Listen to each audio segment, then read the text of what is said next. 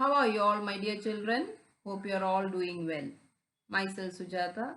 In today's session, we are going to learn Chapter 2, The Thief's Story, written by Ruskin Bond. The Thief's Story is about a 15-year-old young boy, Hari Singh, whose life changes when he meets Anil, a 25-year-old writer. Let us know the main two characters in the story. Hari Singh is a 15-year-old, fair-handed thief, keen on learning how to read and write. He is so experienced robber that he knows how different people will react when they are robbed. Anil is a 25-year-old tall and lean man.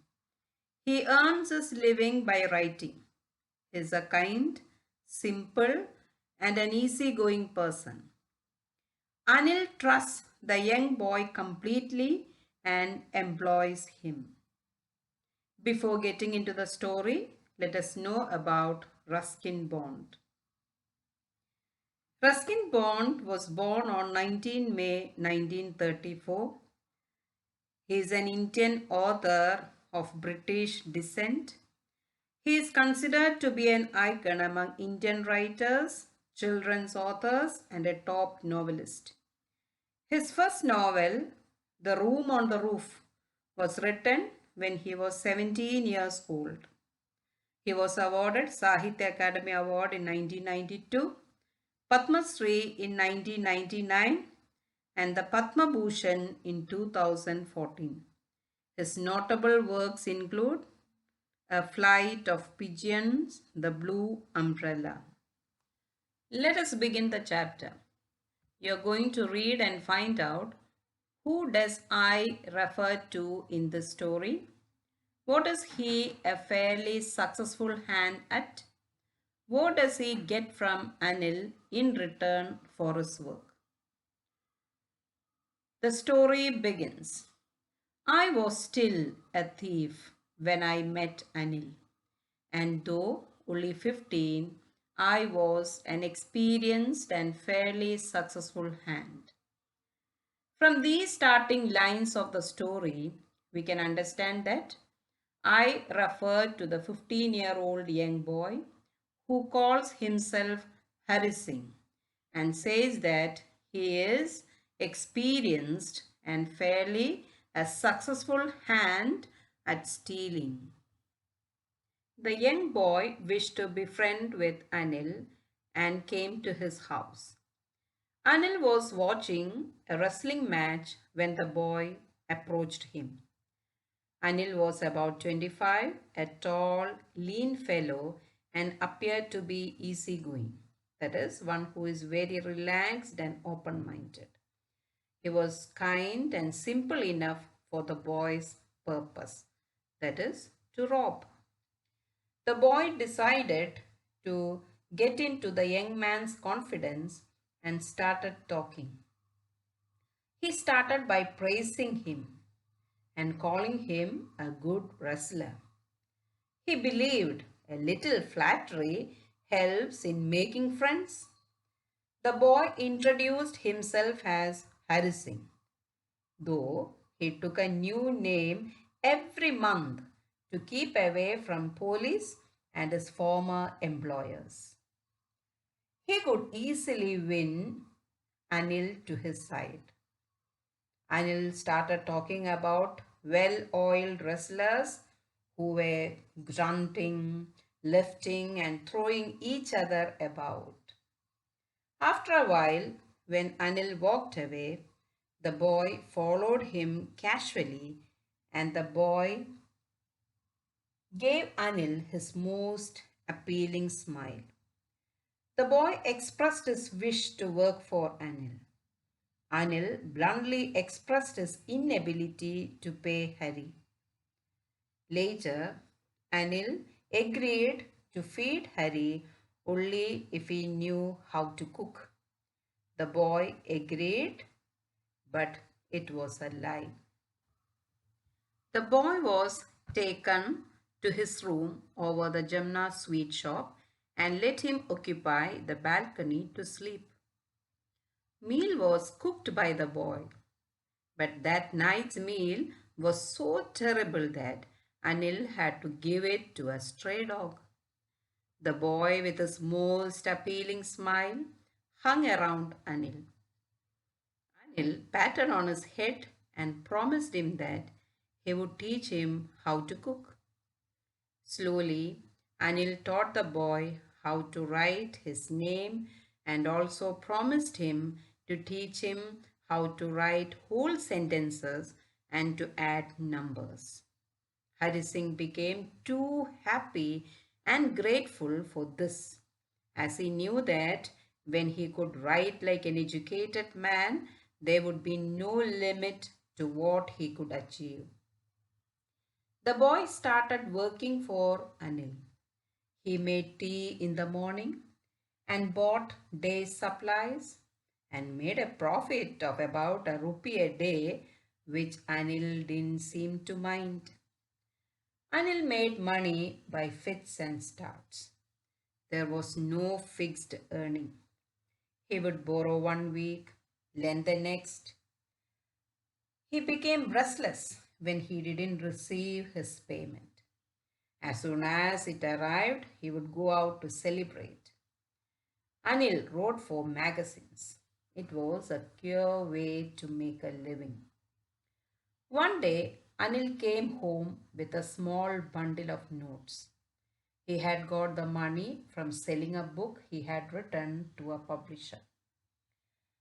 Anil kept the money under the mattress and slept peacefully. Hari Singh, the boy, was tempted to rob the money.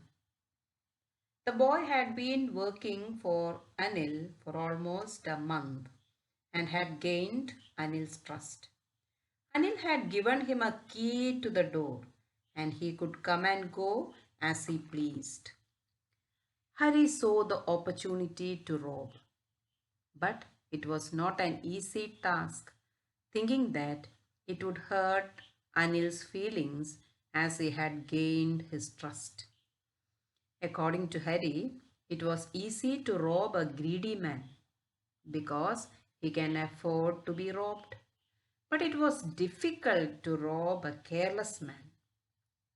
Sometimes he doesn't even notice he has been robbed, and that takes all the pleasure out of the work.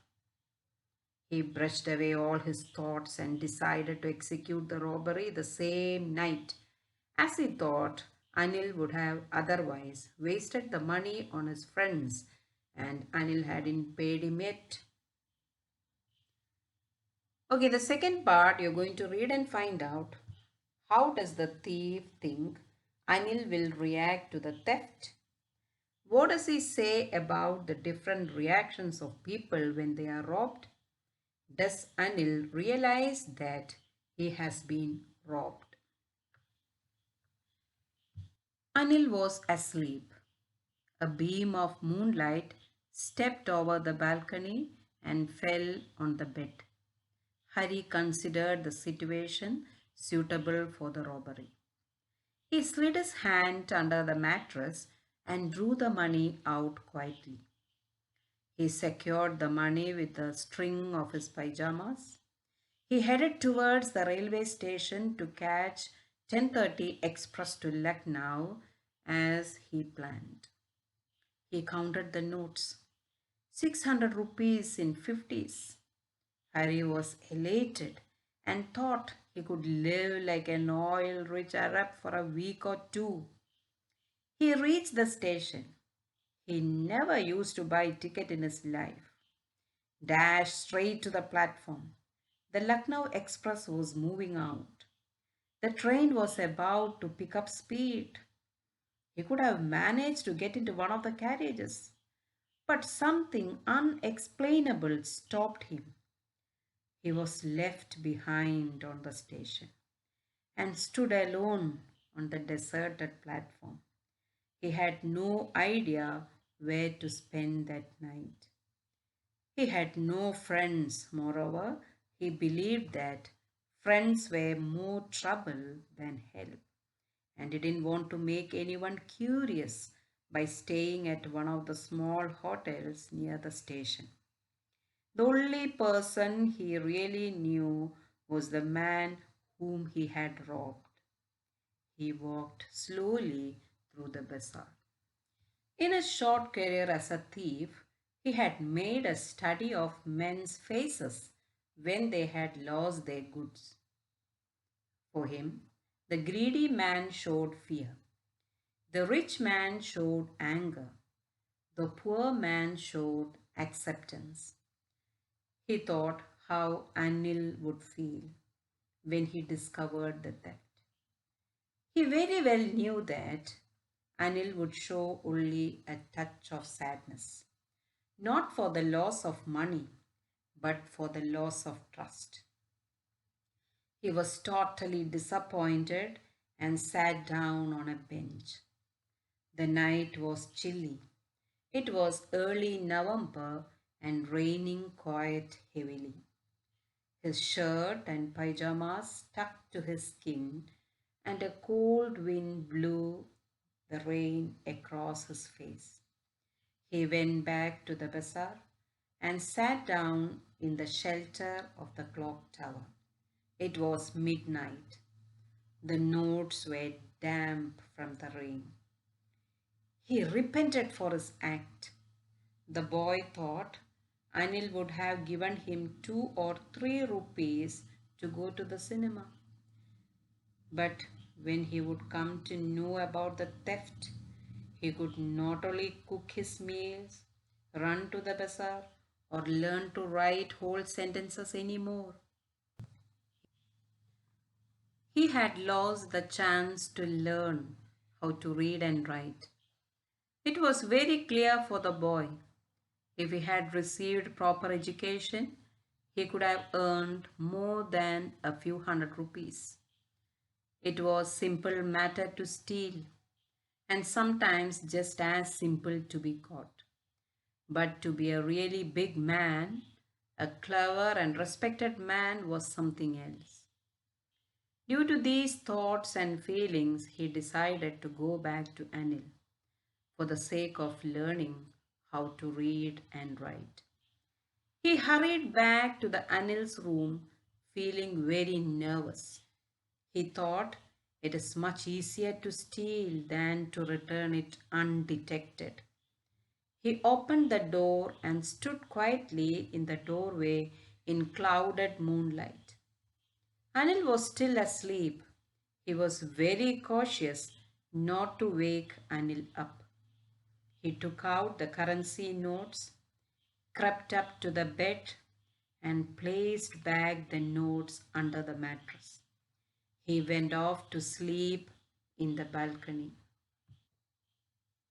Next morning, Hari woke up late. When he woke up, he found Anil had already prepared tea.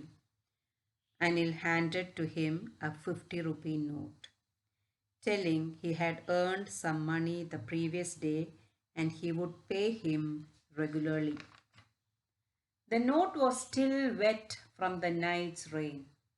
Anil added that they would start writing sentences that day onwards.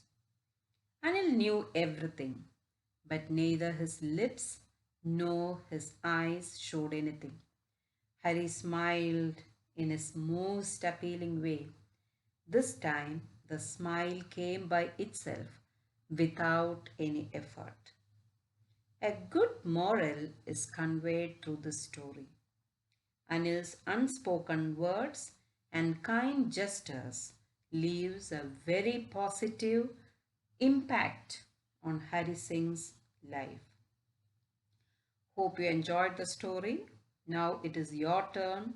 Read the chapter carefully and answer all the questions given at the end of the chapter. Thank you.